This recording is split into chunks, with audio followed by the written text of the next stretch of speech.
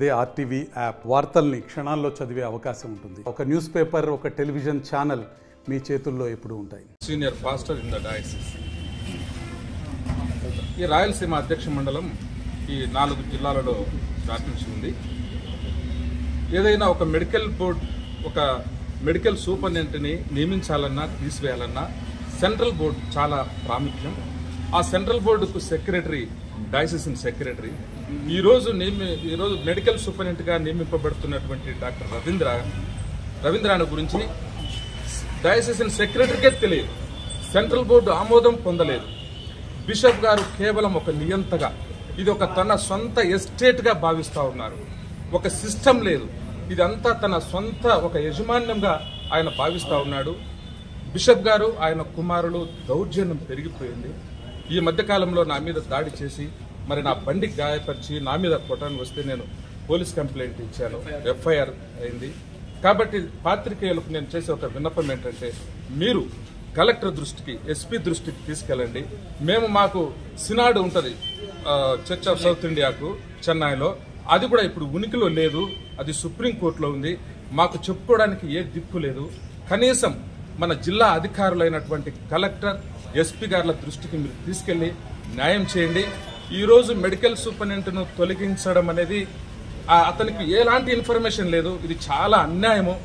Doctor Augustine గారు ఏ విధంగా ఈ క్యాంబెల్ హాస్పిటల్ని అభివృద్ధి చేశారో ఈ జమ్మలమడుగు పట్టణస్తులందరికీ తెలుసు. ఇది ఏమీ రహస్యమైంది కాదు.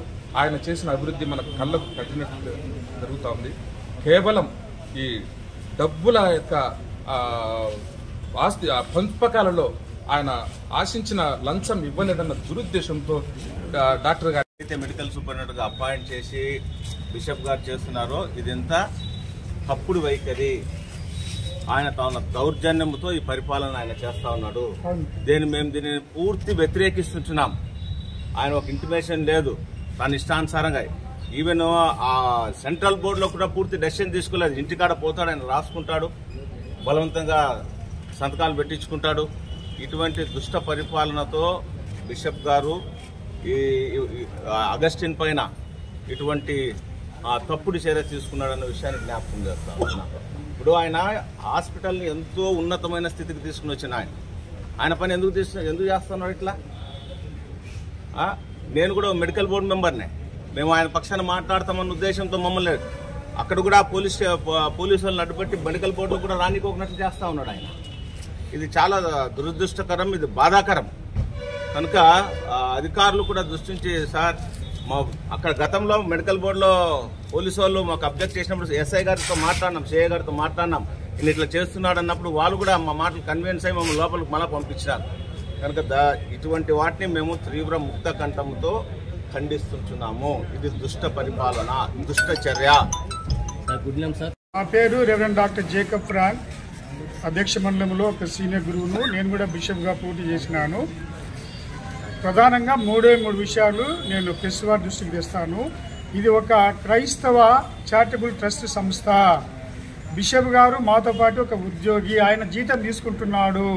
ఆయన గుత్తేదాడు కాదు, ఆయన మాకు బాస్ కాదు, మాతో పాటు ఒక ఉద్యోగస్తుడు. ఆయన ప్రతి నెల ఈ సంస్థలో పనిచేసేందుకు ఆయన జీతం తీసుకుంటూ ఉంటున్నాడు.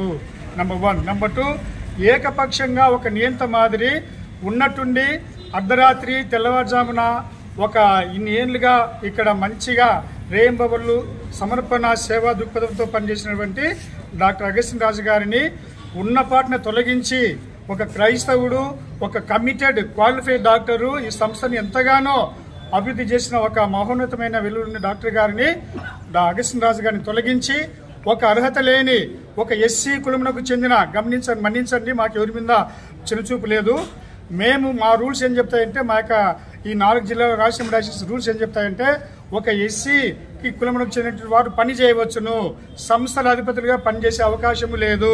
క్రైస్తవ ఆసుపత్రి ఇది గవర్నమెంట్ ఆసుపత్రి కాదు. రెండవదిగా ఇక్కడ పని చేయాలంటే మరి ఆ పనిచేసే వ్యక్తులు అధికారమైన పదవుల్లో కొనసాగాలంటే క్రైస్తవుడిగా బహిరంగంగా తన సర్టిఫికెట్లో క్రిస్టియన్ అని చెప్పేసి రాయించుకుని ఉండాలి. స్థానిక చర్చిలో సభ్యత్వం ఉండాలి. ఇతను మరి స్థానిక చర్చిలో సభ్యత్వం లేదు, దేవుని సేవకు ఎటువంటి నెల చందాలు కట్టడం లేదు ఇతను. రెండవదిగా ఎస్సీ కులమునకు చెందిన వ్యక్తి, ఎస్సీ కులం మీద ఇతను ఎంబీబీఎస్ సీటు సంపాదించుకున్నాడు. ఇతని సతీమణి ఎస్సీ కులముకు చెందినది. కాబట్టి ఈ రూల్స్ కు వ్యతిరేకంగా ఒక ఎస్సీ వ్యక్తిని ఉన్నతమైన ఈ యొక్క పెద్ద సంస్థ క్యాంబెల్ వైద్యశాల అంటే 100 ఏళ్లు పూర్తయిన 4 జిల్లాల్లో మరి మణికంఠమైన ఈ యొక్క సంస్థకు ఒక మరి క్రైస్తవేతను కూర్చోబెట్టడము మా రాజ్యాంగంలో లేని మరి పద్ధతి. ఇది బిషప్ గారు మరి కుట్రబన్ని అతన్ని డాక్టర్ అగస్టిన్ గారిని అదిరించి బెదిరించి ఒత్తిడికి అనేక ఒత్తిళ్లు పెట్టి అతనికి నెలవారీ మామూలు ముట్టడం లేదని కక్ష కట్టి కుట్రతో there is a clear conspiracy in this. He wanted to kick out Dr. Augustine, who has been working very, very hard, a sincere committed doctor. He wants to CSI Campbell Hospital నూతన medical superintendent గా కొద్ది నిమిషాల క్రితం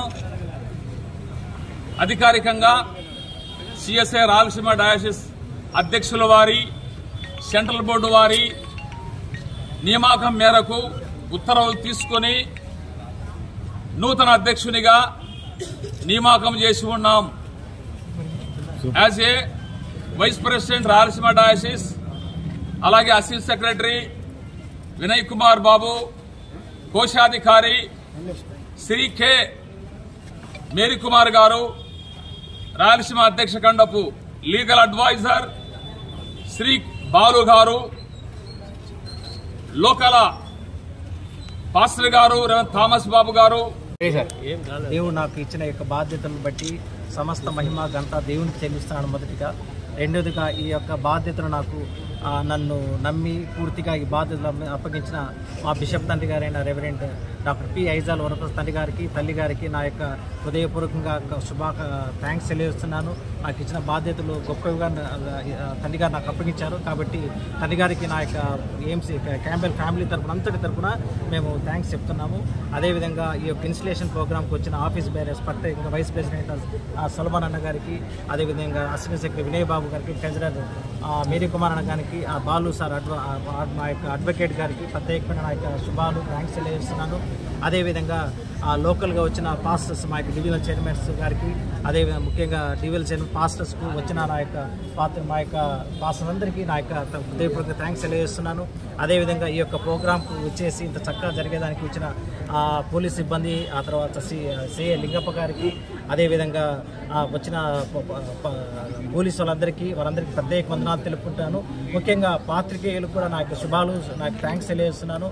అదేవిధంగా ప్రత్యేకంగా ఈ సమయంలో Adinarayana sir కుటుంబానికి, వాళ్ళ కుటుంబానికి కూడా వాళ్ళందరికీ లోకేష్ సార్, భూపేష్ సార్ కానీ గోపాల్ రెడ్డి సార్ కానీ, లేదంటే నారాయణ రెడ్డి సార్ కూడా నా యొక్క థ్యాంక్స్ తెలియజేస్తున్నాను. సార్ యొక్క సహాయ సహకారం అందించినందుకు ప్రత్యేకంగా ఈ సమయంలో ప్రశాంత్ జాకోబ్ అడ్మినిస్ట్రేటర్ గారికి, అదేవిధంగా లోకల్గా ఉన్న వైకే కిరణ్ గారికి, నా మిత్రులకు, శ్రేయభిలాషులకు, నన్ను ప్రేమించిన అందరికీ నేను ఈ సమయంలో థ్యాంక్స్ తెలియజేస్తున్నాను.